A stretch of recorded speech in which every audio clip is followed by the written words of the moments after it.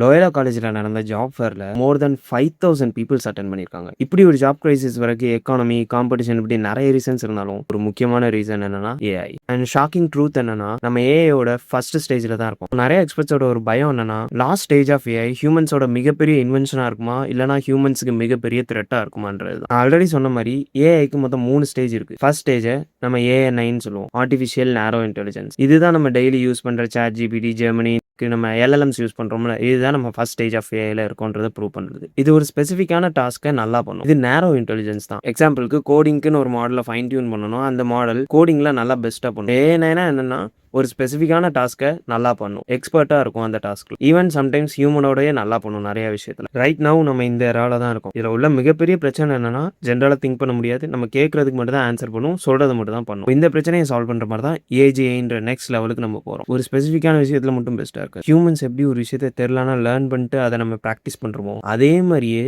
ஏஜிஐன்ற லெவல்ல நம்ம ஏஐ வச்சு பண்ண முடியும். எக்ஸாம்பிளுக்கு நான் கம்ப்யூட்டர் சயின்ஸ் டொமைன்ல இருந்தே வரேன். ஒரு வெப்சைட்டுக்கு 6 lakh மந்த்லி விசிட்டர்ஸ் வராங்க. இதை ஹேண்டில் பண்ற மாதிரி ஒரு ஆர்கிடெக்சர் டிசைன் பண்ணுன்னு சொன்னா, அதுவே நம்ம ஹியூமன்ஸ் எப்படி பண்றோமோ, ஒரு விஷயத்த தப்பா பண்ணா எந்த மாதிரி ஆகும், பிரச்சனை வரும் எல்லாத்தையும் அனலைஸ் பண்ணி அதுவே ஒரு ஆர்கிடெக்சர் டிசைன் பண்ணி நம்மளுக்கு கொடுக்கும். இந்த ஸ்டேஜ் அச்சீவ் பண்றதுக்கு தான் Google, open AI, Microsoft, Anthropic எல்லா கம்பெனிஸும் மாத்தி மாத்தி கம்பீட் பண்றாங்க. ஹியூமன்ஸ் மாதிரி ஏஐ பண்ற காலம் முடிஞ்சு போய் ஹியூமன்ஸை விட பல மடங்கு புதுசா கண்டுபிடிக்கும். புதுசான இன்வென்ஷன்ஸ் கொண்டு வரும். ஹியூமன்ஸை விட எஃபிஷியன்ட்டா சால்வ் பண்ணும். இந்த லெவலுக்கு வர்றதுதான் ஏஎஸ்ஐ. இது எந்த அளவுக்கு எக்ஸைட்டிங்கா நல்ல இன்வென்ஷனா இருக்குமோன்னு தோணினாலும் அதே அளவுக்கு ஒரு ஆபத்தான விஷயமும் கூட. இப்ப இருக்க ஏஐ நம்ம கண்ட்ரோல் பண்றதுக்கு கஷ்டப்படுறோம். ஒருவேளை ஏஎஸ்ஐன்ற லெவலுக்கு போனோம்னா ஏஐ நம்மளால கண்ட்ரோல் பண்ண முடியுமா? இல்ல ஏஐ நம்மள கண்ட்ரோல் பண்ணுமா? இதுதான் இப்ப இருக்க மிகப்பெரிய கொஸ்டின். இந்த லெவல்ல ஏஐ போயிட்டு இருக்கும்போது நீங்க இன்னும் ஏஐக்கு அடாப்ட் ஆகாம இருந்தீங்கன்னா வரப்போற காலத்துல உங்களால ஒண்ணும் பண்ண முடியாது. அதனால எவ்வளவு சீக்கிரம் முடியுதோ அவ்வளவு சீக்கிரம் ஏஐக்கு அடாப்ட் ஆயிருங்க. இதே மாதிரி ஏஐ பத்தி டெய்லி தெரிஞ்சுக்கிற என் பேஜை ஃபாலோ பண்ணிக்கோங்க.